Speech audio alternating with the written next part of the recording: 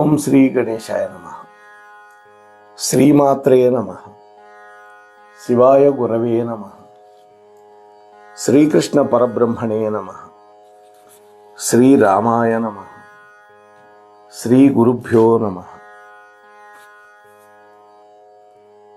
నారాయణం నమస్కృత్య నరం చైవ నరోత్తమం దేవీం సరస్వతీం వ్యాసం తతో జయముదీరయేత్. సచ్చిదానందరూపాయ విశ్వోత్పత్యాదిహేతవే తాపత్రయ వినాశాయ శ్రీకృష్ణాయ వయం నమః.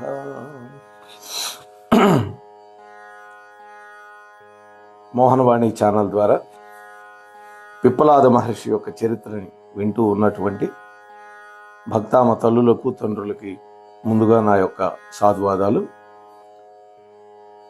గత 3 రోజులుగా మనం పిప్పలాద మహర్షి యొక్క చరిత్రని చెప్పుకుంటూ ఉన్నాం. నిన్న పిప్పలాదుడి దగ్గరికి 6 ఋషులు వచ్చి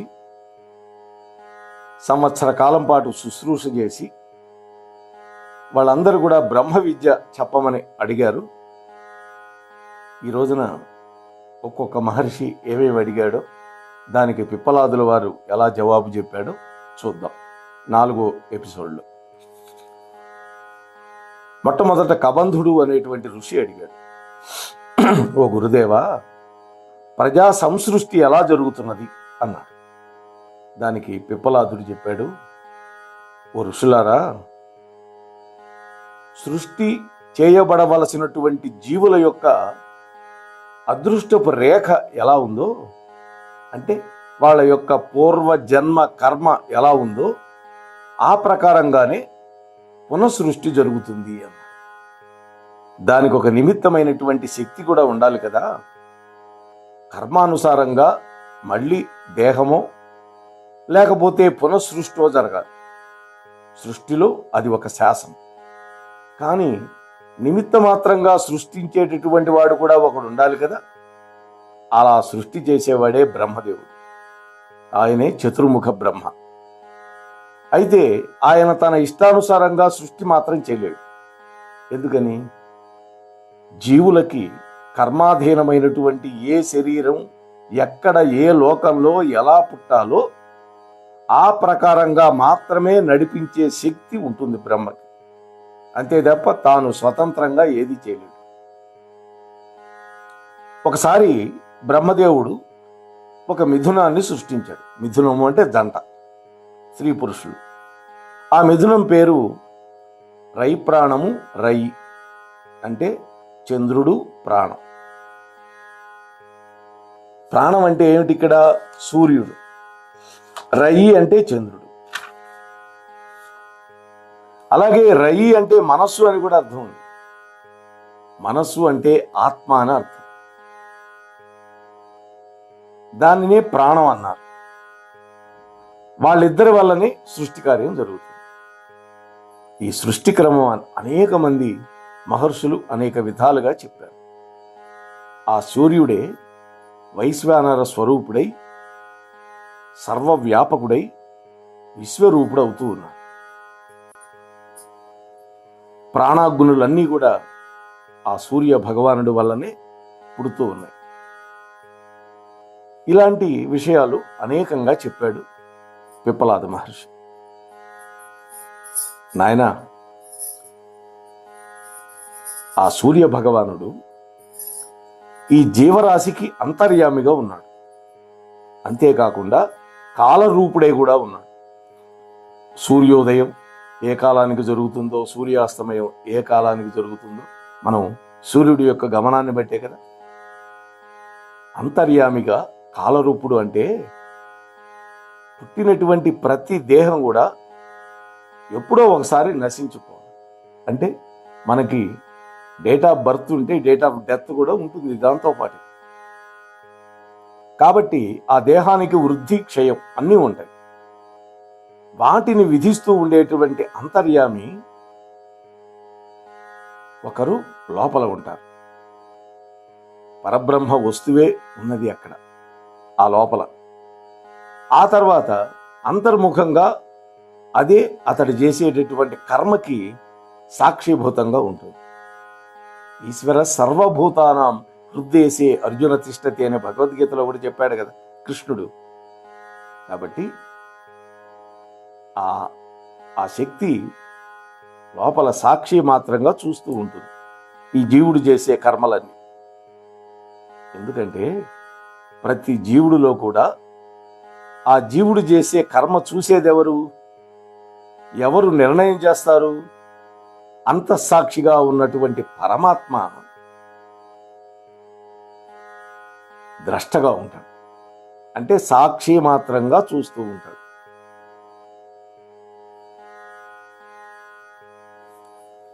అంతటా వ్యాపించినటువంటి ఆ పరమాత్మ సృష్టి స్థితి లయాలకి హేతు అవుతూ ఉన్నాడు. సర్వస్వరూపుడు ఆయనే. యజ్ఞంలో అర్చించబడేది ఆయనే. అంటే యజ్ఞ పురుషుడు ఆయనే, యజ్ఞ భోక్త ఆయనే, యజ్ఞ భర్త కూడా ఆయనే. దక్షిణాయనికి ఉత్తరాయణానికి కూడా మూల కారణం సూర్యుడే. కర్మానుసారంగా జీవులకి దక్షిణాయనంలో పితృయాన మార్గంలో చంద్రమండల ప్రాప్తి కలిగిస్తాడు. అదే ఉత్తరాయణంలో అర్చిరాది మార్గంలో బ్రహ్మలోక ప్రాప్తి ఆ సూర్య భగవానుడే కల్పిస్తూ ఉన్నాడు. మొదటి మార్గం పునరావృత్తి సహితం. అంటే ఆ మార్గంలో వెళ్ళిన వాళ్ళకి, దక్షిణాయనంలో వెళ్ళిన వాళ్ళకి మళ్ళీ భూలోకానికి రావాలి. రెండోది ఏదైతే ఉందో బ్రహ్మలోక ప్రాప్తి కలుగుతుందే అది పునరావృత్తి రహితమైనటువంటి శాశ్వతమైనది. అంటే పితృయాన మార్గంలో చంద్రలోకానికి వెళ్ళినప్పుడు ఆ జీవుడికి మళ్ళీ పునర్జన్మ కలిగి తీరుతుంది. అదే ఉత్తరాయణంలో యోగ్యుడై గనక వెళ్ళిపోతే అటువంటి వాడికి పునర్జన్మ ఉన్నది. అందుకనే భీష్మాచార్యుడు 58 రోజుల పాటు అంపశయ్య మీద ఉత్తరాయణ పుణ్యకాలం కోసం వేచి ఉన్నాడు. స్వచ్ఛంద మరణం అనేటువంటి వరం ఉండబట్టి ఉన్నాడు. అందరి వల్ల సాధ్యమవుతుందా అంటే ఇది అందరికీ కాదు. ఎందుకంటే ఉత్తరాయణంలోనే జీవులు చచ్చిపోతున్నాయి, దక్షిణాయనంలో కూడా కొన్ని జీవులు చచ్చిపోతున్నాయి. మహాపాపాలు చేసిన వాళ్ళు కూడా ఉత్తరాయణంలో చనిపోతున్నారు. అయితే ఉత్తరాయణంలో పుణ్యశీలి, జ్ఞానం కోరుకునేటటువంటి వాడు, సాధకుడు పోతే అతడి యొక్క పుణ్యం సఫలమయ్యే కాలం వచ్చిందని అర్థం చేసుకోవాలి. అప్పటికే మోక్షం మీద కోరిక ఉండి పుణ్యం చేసినటువంటి వాడు ఉత్తరాయణ కాలంలో గనక శరీరాన్ని విడిచిపెడితే అతడు పరమపదానికి వెళ్ళిపోతాడు అని పిప్పలాద మహర్షి చెప్పాడు. అలాగే సంవత్సరానికి ఋతువులు 5 అని చెప్పాడు. అంటే ఇక్కడ హేమంత శిశిర ఋతువులు 2 ఒకే ఋతువు అని చెప్పుంటాడు. హేమంతం, శిశిరం. మాసం అనేది ప్రజాపతి స్వరూపం. మాసంలో శుక్లపక్షం ప్రాణస్వరూపం. మాసము అంటే బ్రహ్మ అని కూడా అర్థం ఉంది. ప్రజాపతి అంటే ఎక్కడ ఆ మాట వచ్చినప్పటికీ కూడా దానికి బ్రహ్మదేవుడు అని అర్థం చెప్తారు. ప్రజాపతి బ్రహ్మ అంటే ప్రజలను సృష్టించినటువంటి వాడు. ఓం భూర్భువస్సువః స్వాహ ప్రజాపతయ ఇదన్నమమ అనేటువంటి మంత్రంతో ఉన్నటువంటి ఆ ప్రజాపతి బ్రహ్మశబ్దవాచకం. అన్నం అనేది ప్రజాపతి స్వరూపంగా భావించబడింది వేదంలో. పగటి కాలం అంతా ప్రాణస్వరూపం, ఇది శ్రేష్టం అని ఈ ప్రకారంగా పిప్పలాద మహర్షి అనేక విషయాలు ఆ 6 మహర్షులకి చెప్పాడు. అనేక మంది ఋషులు కాస్త తేడాతో చాలా మహత్తుతో చెప్పినటువంటి మాటలే ఇవన్నీ కూడా.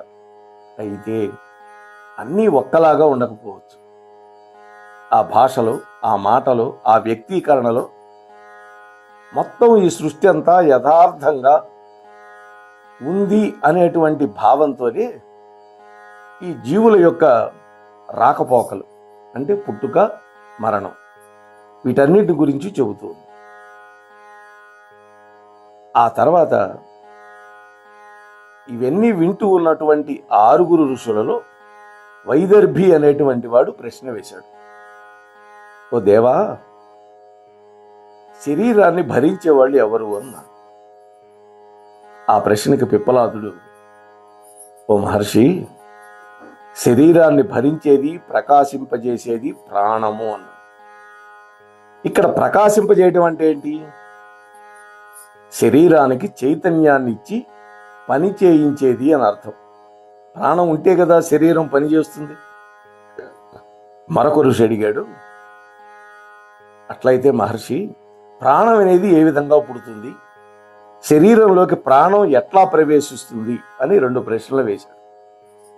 దానికి పిప్పలాదుడు, నాయన, మొట్టమొదట ఆత్మ నుంచి మరొక ఆత్మ పుడుతుంది, ఆ తర్వాత దాని నుండి ప్రాణం పుడుతుంది. అంటే దాని అర్థం ఏమిటి?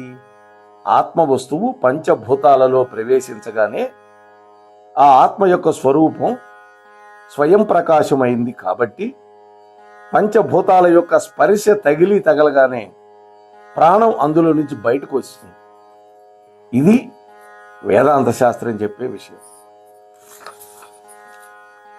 ప్రాణం ఎక్కడి నుంచో రాదు, ఆత్మలోనే ఉంటుంది ప్రాణం. ఆ ప్రాణాలు ఏ ఏ పనులు చేస్తాయో అది కూడా పిప్పలాదుడు చెప్పాడు. ఆ తర్వాత గర్గ మహర్షి వంశస్థుడైనటువంటి శౌర్యాయణి అనేటువంటి వాడు పిప్పలాదుని మరొక ప్రశ్న వేశాడు. ఓ గురుదేవా, శరీరంలో నిద్రపోయేది ఏది, మేల్కొనేది ఏది, అసలు సుఖం అంటే ఏమిటి అని అడిగాడు. దానికి పిప్పలాదుడు చెప్పాడు, నాయనా శౌర్యాయణి, ఇంద్రియాలన్నీ కూడా మనస్సులోనే లయం చెందటమే నిద్ర అన్నాడు. ఇంద్రియాలు మనస్సులో లయమైపోవాలి, అదే నిద్ర. ఇంద్రియాలు మనస్సులో లయిస్తాయి. జ్ఞానేంద్రియ పంచకం అంటే కన్ను, చర్మం, ముక్కు, చెవులు ఇవన్నీ ఉన్నాయి కదా, నాలుక, ఇవన్నీ జ్ఞానేంద్రియాలు. అలాగే కర్మేంద్రియ పంచకం కూడా ఉంది, కాళ్ళు, చేతులు, పాయువు, ఉపస్థ, ఇవి. వీటి వెనుక ఉన్నటువంటి ఒక సూక్ష్మ రూపంలో ఉండే జ్ఞానేంద్రియ పంచకం మనస్సులో గనక లయించిపోతే దాన్ని నిద్ర అంటారు. ఈ జ్ఞానేంద్రియ కర్మేంద్రియ పంచకం అంతఃకరణ చతుష్టయాన్ని గనక నడిపించటానికి కావలసిన ప్రాణశక్తిని మనలో నుంచి ఉద్భవింపజేసి నడిపించే శక్తి ఆ పరమాత్ముల్లో ఉంటుంది. కానీ దానిలో ఈ ఇంద్రియాలు కానీ ఈ ధాతువులు కానీ ఏవి ఉండవు ఆ పరమాత్మలో. వాటన్నిటికీ కావలసిన శక్తి మాత్రమే అందులో ఉంటుంది. అయితే దానిలో ఏ వస్తువు ఉండదు అని చెప్పాడు. ఆ తర్వాత మరొక ఋషి ఓంకారం యొక్క ఉపాసన గురించి చెప్పమని అడిగాడు. దానికి పిప్పలాదుడు చెప్పాడు, నాయనా, ఓంకారం ఏ కొద్ది కాలం ఉపాసించిన వాళ్ళైనా సరే ఋగ్వేద అభిమాని అయినటువంటి దేవతల వల్ల మళ్ళీ మనుషులే పుడతారు. అది ఋగ్వేదం అంటే దేవతలకు ఇష్టం కాబట్టి దేవతలు సంతోషపడి మళ్ళీ పుట్టిస్తారు. అయితే ఓంకారాన్ని అధికంగా ఉపాసన చేసిన వాళ్ళు యజుర్వేదాభిమాని అయినటువంటి చంద్రుడి వల్ల చంద్రమండలానికి వెళ్ళి కొంతకాలం అక్కడ ఉండి మళ్ళీ భూలోకంలో పుడతారు. అంటే ఇంకా ఎక్కువ ఉపాసన చేసిన వాళ్ళు ఓంకారాన్ని పాప విముక్తులై సామవేదాభిమాని అయినటువంటి సూర్యదేవుడి యొక్క మండలంలో కొంతకాలం ఉండి అక్కడి నుంచి ఆ మార్గం ద్వారా సౌరమండలం ద్వారా బ్రహ్మలోకానికి వెళ్ళిపోతారు. ఋగ్వేదము, యజుర్వేదము, సామవేదాలకి ఉత్కృష్టమైనటువంటి స్థితి ఈ త్రిమాత్ర అనే దాంట్లో ఉంటుంది అని పిప్పలాదుడు చెప్పాడు. ఆ తర్వాత మరొక మహర్షి అడిగాడు, ఓ గురుదేవా, షోడశ కళా ప్రపూర్ణులు అంటే ఎవరు అన్నాడు. నాయనా, ఈ షోడశ కళా పురుషులు ఎవరని అడిగావు కదా, ఆ పురుషుడు మన శరీరంలోనే ఉన్నాడు. కాబట్టి దేహం అనేది స్వస్థంగా ఉండడానికి ఆధారమైనటువంటి 5 విధాల ప్రాణశక్తి, ఆ ప్రాణానికి తోడుగా శ్రద్ధ, 5 ఇంద్రియాలు, భూమి మొదలైనటువంటి పంచభూతాలు, ఇవే ఆ పురుషులు అన్నారు. మనస్సు, అన్నం, వీర్యం సమస్తం పుడుతూ నిత్యము జీవనక్రియ నడుస్తూ ఉంది కదా దేహంలో. ఈ క్రియలన్నిటినీ కూడా షోడశ కళలు అంటారు. షోడశం అంటే 16. సమస్త నదులు సముద్రంలో ప్రవేశించినట్లుగా ఈ షోడశ కళలన్నీ కూడా సర్వసాక్షి అయినటువంటి పరమ పురుషుల లోపల ప్రవేశించి అవన్నీ అందులో లయించిపోతాయి. దానినే మృత్యువు అంటారు. ఆ షోడశ కళలు గనక శాశ్వతంగా అస్తమించిపోతే అప్పుడు అతడు ఆ వ్యక్తి అమృతుడవుతాడు. ఆ పురుషుడిలోకి వెళ్ళి నిద్రించినప్పుడే మృత్యు. మళ్ళీ బయటకు వచ్చినప్పుడు పునర్జన్మ అవుతుంది. మళ్ళీ రాకుండా గనక లయించిపోతే అది మృత్యువు కాదు, అది అమృతత్వం అని పిప్పలాదుడు అద్భుతంగా చెబుతూ ఉన్నాడు.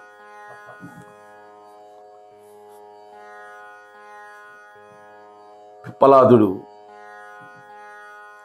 మహాజ్ఞాని. మోక్ష మార్గాన్ని బోధించిన వాళ్లలో పిప్పలాద మహర్షి అగ్రగణ్యుడు అని కూడా చెప్తారు. కామ, క్రోధ, లోభ, మద, మాత్సర్యాలు అనేటువంటి 6 శత్రువులు ప్రతివాడికి ఉంటాయి లోపల, అంతఃశత్రువులు. శమదమాది షట్క సంపత్తి, తితిక్ష అంటే ఓర్పు, ఉపరతి శ్రద్ధ, సమాధానం, ఇవన్నీ సుగుణాలు. వాటి యొక్క నిష్టను బట్టి ఆ దేహాన్ని ఆశ్రయించి ఎప్పుడూ ఉంటాయి. వీటిలో ఏ గుణాలని ఆ వ్యక్తి ఆశ్రయిస్తాడో అటువంటి ఫలాన్నే పొందగలుగుతాడు. అంటే శమాది షట్క సంపత్తి, అరిషడ్వర్గం 2 కూడా దేహంలో సహజంగానే ఉంటాయి. అయితే ఆ జీవుడు దేనిని వాడుకొని దేనిని ఆశ్రయిస్తాడో తన దేహంలో ఉండేటటువంటి ఆ వస్తువులను బట్టి అతడు ఆయా ఫలితాలు పొందుతాడు. ఇన్ని విషయాలు చెప్పక్కర్లేదయ్యా, ఒక్కటే మార్గం ఉంది. నీలో 6 దుర్గుణాలు 6 సుగుణాలు ఉన్నాయి. శమాది షట్క సంపత్తి 6 మంచి గుణాలు. అరిషడ్వర్గాలు దుర్గుణాలు ప్రతివాడిలో ఉన్నాయి కదా. నువ్వు దేనిని ఆశ్రయిస్తావో ఆ ఫలం నీకు దొరుకుతుంది. ఒకవేళ ఇవి కొన్ని అవి కొన్ని ఆశ్రయించావు అనుకోండి, 3 సద్గుణాలు 3 దుర్గుణాలు, అప్పుడేమవుతుంది? నిరంతరం మానవ జన్మ ఎత్తుతూ సుఖదుఖాలు అనుభవిస్తూ ఉంటాం. 2 స్వతంత్ర మార్గాలే. అయితే ఇందులో ఉండి అందులోకి వెళ్ళలేడు, అందులో ఉండి ఇందులోకి రాలేడు అని అద్భుతమైనటువంటి బోధ చేస్తూ ఉన్నాడు. ఇంకా ఎలాంటి బోధ చేశాడో ఆయా విషయాలని శ్రీకృష్ణ పరమాత్మ యొక్క దివ్యానుగ్రహంతో, వేదవ్యాసుల యొక్క అనుగ్రహంతో మరి మనం రేపటి రోజు ముచ్చటించుకునే ప్రయత్నం చేద్దాం. అంతవరకు స్వస్తి. మోహన్వాణి తెలుగు పోడ్కాస్ట్ వింటున్న శ్రోతలందరికీ హృదయపూర్వక ధన్యవాదాలు. వినండి, వినిపించండి, వింటూనే ఉండండి మోహన్వాణి తెలుగు పోడ్కాస్ట్. మీరు వింటున్నారు మోహన్వాణి.